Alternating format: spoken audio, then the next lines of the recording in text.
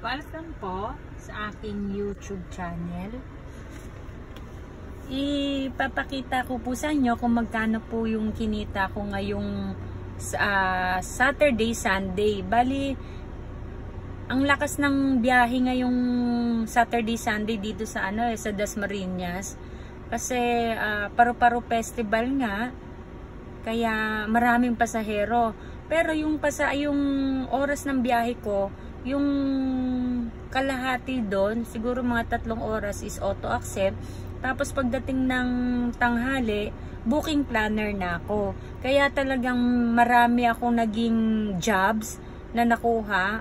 At saka sa ano na nga rin, dahil piyesta nga, Paru-Paro Festival pala rito. Kaya yun, papakita ko po sa inyo kung magkano po yung kinita ko nung Saturday and Sunday po. Punta po ako tayo dito sa earnings ko.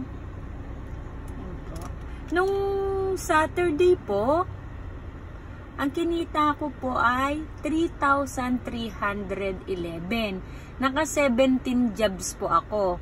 Sa tinagal-tagal ko na rin, kumbaga ilang buwan na rin ako sa booking planner, ngayon lang talaga sobrang dami ng pasahero na naibigay sa akin. 17 jobs. Pero yung ano rito, iba rito is auto accept.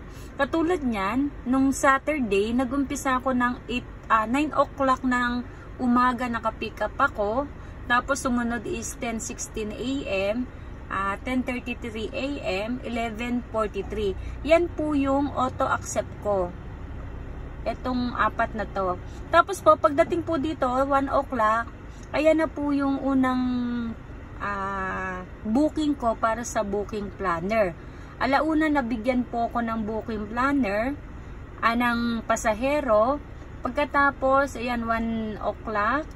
And then, sumunod to 2:02 PM. Ayan. Sunod-sunod na siya.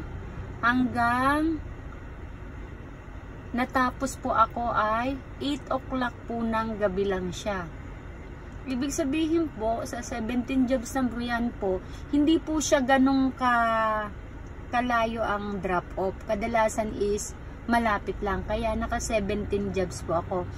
Maaga akong nag-start. Maaga rin naman ako nakakuha ng 17 jobs. 8 o'clock pa lang. 3,300 ang kinita ko. Tapos meron dagdag sa amin nga sa booking planner na per trip na 50 pesos. Ito po, yung kinita ko po dyan, nililis pa po dyan yung gasolina namin.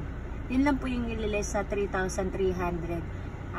Gasolina lang po. Kasi yan po is malinis na po yan na binawasan na po ni Grab po ng percentage niya.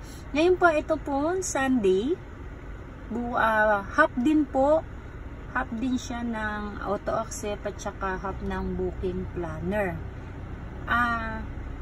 Nag-start ako dito nabigyan ako ng 10:16 AM hanggang 11 AM. Yan po yung auto accept ko. Pagdating po ng booking planner, nabigyan po ako ng alauna ng tanghali. Ay, ng hapon na po. Ayan po, sunod-sunod na po siya. Marami po siyang booking talaga. Naka 19 jobs po ako ngayong Sunday. Pero po, ang kinita ko is 3,547.50 plus meron pong per ride si Grab na binibigay sa amin sa aking booking planner. Ngayon, itong 3,500 nga po, babawas pa yung gasolina nun. Sa Saturday, Sunday po kasi, meron po rin kami nakukuhang incentives na 700 pesos po.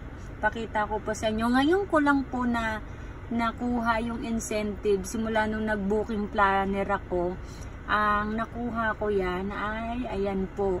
Ibig sabihin po, meron po akong nakuhang yung weekend bonus Saturday, Sunday namin. 32 rides lang ang kailangan niya para magkaroon ka ng bonus at mabibigyan ka ng halagang 700 pesos. Naka 35 rides po ako, ibig sabihin sobra pa po ako sa sa required nila na rides. ayan po, sa tagal-tagal kong medyo matagal na rin ako nag-booking planner, first time kong nakakuha ng incentives. Kasi kapag naka-booking planner ka, counted siya sa incentives. Nag-a-add ng incentives yung booking planner. Ina-add nila yan, kaya makukuha mo rin yung incentives. Yun lang nga, tiyempuhan lang, depende nga po sa bato ni Grab at depende po rin sa dami ng pasahero. Kaya lang din po siguro ganun kadami yung booking simula Saturday nga po at saka Sunday dahil nga po Paro-Paro Festival po ng Dasmariñas City. At sobrang traffic din po, tiyagaan lang po talaga sa biyahe. Ayan po, tuwan-tuwa po ako ngayon kasi ang naging naging biyahe ko ng Saturday, Sunday is talagang sulit sa sa biyahe na.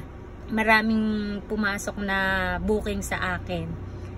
Ayan po, thank you po sa mga nanonood at nagsusubscribe sa akin. Thank you po.